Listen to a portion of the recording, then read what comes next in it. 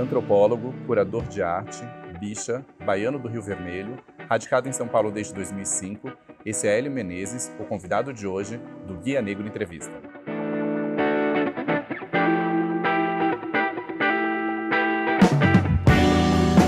Hélio, você foi um dos curadores da exposição Afroatlântica que ganhou o MASP e o Instituto Tumurantaque em 2018. Que histórias eram essas que vocês pretendiam contar? Olha, a exposição contava muitas histórias. Ela surgiu com uma ideia, inicialmente, tentar entender esse fluxo de relações pela via da arte entre Américas, Áfricas e parte da Europa, né? Então, pegando o Atlântico Negro como um guia mesmo, um norte a partir do qual, melhor, um sul, né? A partir do qual a gente se baseava. Mas ao longo da pesquisa a gente foi logo percebendo que essa era esse recorte, ou seja, só das relações de arte, pensando o Atlântico como uma geografia sem estados nacionais delimitados, abria um mar de outras histórias, de micro-histórias, de personagens que foram esquecidos, de personagens negros, sobretudo, que foram para além e aquém da escravidão como um marco. A gente queria realmente entender que a escravidão foi um fenômeno social, político, econômico, que moldou a face da modernidade do mundo inteiro, com muita marca nessas regiões banhadas pelo Atlântico, sem a menor dúvida, mas que as histórias das populações negras, sejam africanas ou seja nas diásporas, não começa nem termina com a escravidão, ou seja, tem algo aí que atravessa a escravidão, que é anterior a ela e que também precisávamos contar.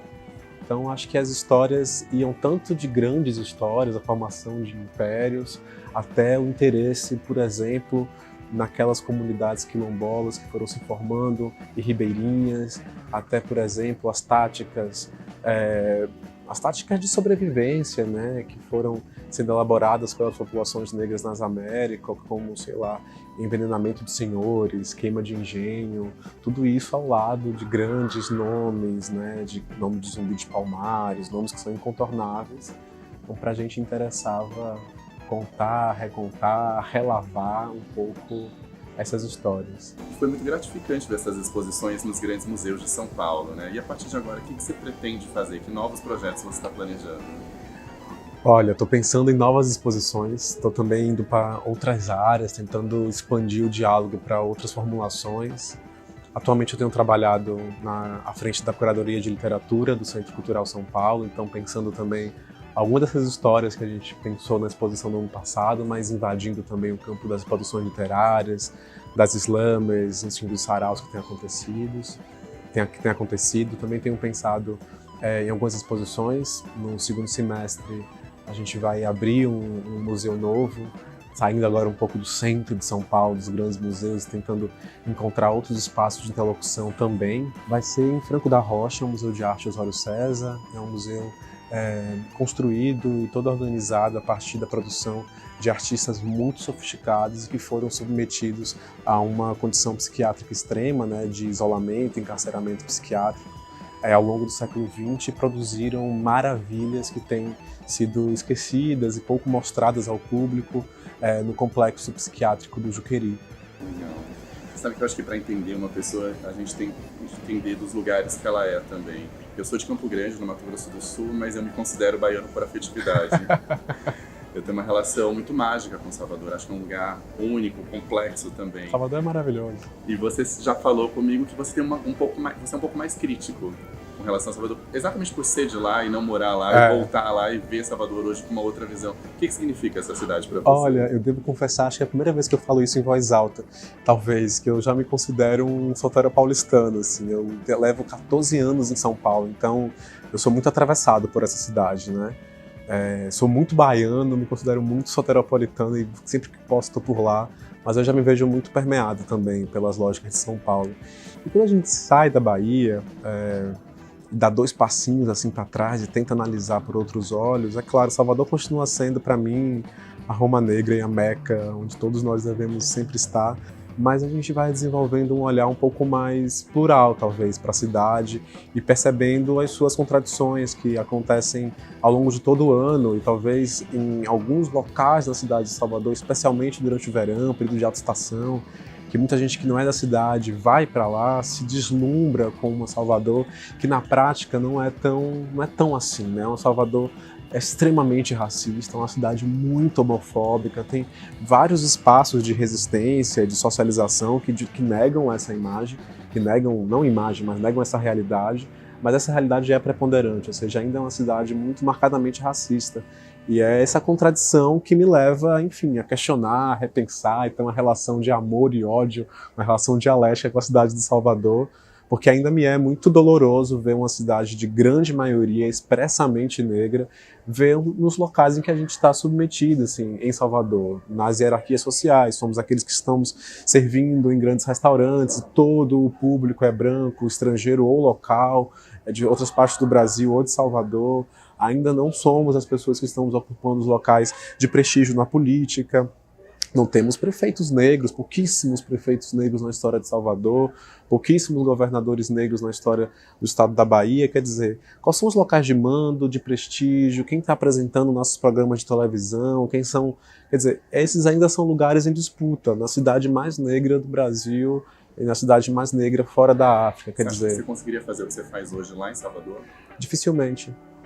Muito dificilmente, quer dizer, acho que por uma série de motivos. Tem um acúmulo de discussões que tem acontecido aqui em São Paulo de muitas áreas de entretenimento, muitas áreas de produção cultural, intelectual, que tem gerado um caldo mesmo. São Paulo é esse lugar de unir pessoas do cinema, do audiovisual, com as artes visuais, com a literatura, com a música, e quando você menos percebeu, está um movimento cultural negro acontecendo em que outros espaços têm mais dificuldade de articulação. Quer dizer, esse lugar da pluralidade acontece em São Paulo com uma intensidade muito maior do que eu vejo em Salvador, mas sobretudo uma precarização que a cultura institucional, né, baiana, a precarização da institucionalidade da cultura em Salvador é gritante, né? Quer dizer, a gente tem pouquíssimos espaços expositivos, a gente tem pouquíssimos teatros públicos. Salvador ainda carece essa pujança, essa riqueza, essa força de produção cultural em todos os aspectos, não é rebatida nos incentivos institucionais, não é rebatido na criação e manutenção de instituições que dê conta dessa pluralidade, né? Então, eu acho que não, acho que dificilmente eu conseguiria fazer o que hoje tenho conseguido realizar em São Paulo, em Salvador, infelizmente. Você, como curador de arte, se você pudesse indicar um museu ou uma obra de arte sobre cultura e história negra que todo mundo deveria conhecer, qual seria? Puxa, bom, acho que o primeiro nome que vem à mente é o Museu Afro-Brasil, aqui em São Paulo, no Parque do Ibirapuera. Eu considero o Museu Afro-Brasil uma obra, na realidade, né? O pessoal fala... Então acho que vou responder as duas perguntas em uma obra e um lugar com uma só resposta, porque o Museu Afro-Brasil é um museu que reúne um acervo muito grande, são 7.000 peças, 7.000 obras de arte que compõem um acervo, é um dos maiores museus da diáspora no mundo, talvez um dos mais importantes, ao mesmo tempo que tem toda uma linguagem curatorial muito própria, um tipo de arranjo das obras muito próprio, que transforma o museu em si numa espécie de instalação, ou seja, o próprio museu é uma obra composta por muitas obras. É uma experiência que, gostemos ou não, nos familiarizemos mais ou menos com a linguagem que está colocada ali, toda pessoa preta tinha que passar pelo menos uma tarde pelo Museu Afro-Brasil para ver aquela riqueza de produções negras que vão desde o século XVI até o século XXI, até a produção contemporânea, né? É um lugar que, por si só, pela sua própria existência, desmente de imediato a ideia de que uma produção negra só começa a aparecer no século XXI, ou que a gente não teve uma história negra, que a gente não tem um acúmulo de artistas. Não, tudo isso é discurso racista, é discurso, na melhor das intenções, se não racista, preguiçoso, e que aquele lugar desmente, né? Com muita força e beleza. Acho que é o Museu Afro-Brasil. Hélio, o que é ser um corpo negro no mundo? É ser primeira e terceira pessoa do singular e do plural ao mesmo tempo. Acho que a gente carrega uma herança, não herança biológica, não estou interessado nisso não, a gente já carrega uma herança de luta. Então, quando eu vejo o meu corpo, eu vejo as marcas da minha mãe, da minha avó, das minhas tias, dos meus tios, meus primos, que são filhos de santo, que são pais de santo, que saem em afoxés, que são ligados a movimentos negros, que não são ligados a movimentos negros. Meu corpo é atravessado por essas histórias dos que me antecederam. Ao mesmo tempo em que eu sei que ser um corpo negro no mundo é ser um corpo em disputa, né? A gente está o tempo inteiro disputando lugares, brigando por espaços para ser visto, para ser ouvido, para escapar, por vezes, né, dessa ideia de que somos uma epítome de um coletivo, que exemplificamos coletivo. Então acho que é sempre também um dilema, eu diria, entre um lugar da subjetividade e um lugar de que sim, eu sou um corpo socialmente visto como parte de um grupo maior, para o bem e para o mal. Mas eu adicionaria talvez que não existe um corpo negro no mundo, né? Eu acho que são muitas as experiências e, quer dizer, tem uma série de questões aí para a gente diversificar essa ideia de negro, ou seja, não existe o negro, né? Acho que tem uma frase do Fanon que eu adoro, que para mim resume sinteticamente toda essa ideia de pluralidade negra, de ser primeira pessoa do singular, ao mesmo tempo que é também primeira pessoa do plural. Em que ele fala, não há preto, há pretos. Eu acho que as experiências são muito diversas de ser negro no mundo. A minha experiência de ser negro no mundo é uma tentativa disso, de carregar com muito orgulho e a força daqueles que me antecederam, tentar abrir novos espaços que virão depois de mim e tentar sempre jogar com o fato de que eu sou uma pessoa absolutamente individual, que tem minha característica própria, subjetiva, mas que está em constante diálogo com as impressões sociais mais amplas que vêm, né? Acho que é por aí. Obrigado. Viu? Eu que te agradeço, querido. Delícia de conversa. Obrigado, viu? Há o tema do negro e há a vida do negro. Como tema, o negro tem sido entre nós objeto de escalpelação perpetrada por literatos e pelos chamados antropólogos e sociólogos. Como vida, ou realidade efetiva, o negro vem assumindo o seu destino, vem se fazendo a si próprio, segundo lhe tem permitido as condições particulares da sociedade brasileira. Mas uma coisa é o negro tema, outra, o negro vida. O negro tema é uma coisa examinada, olhada, vista, ora como ser mumificado, ora como ser curioso, ou de qualquer modo como um risco, um traço da realidade nacional que chama a atenção. O negro vida é, entretanto, algo que não se deixa imobilizar.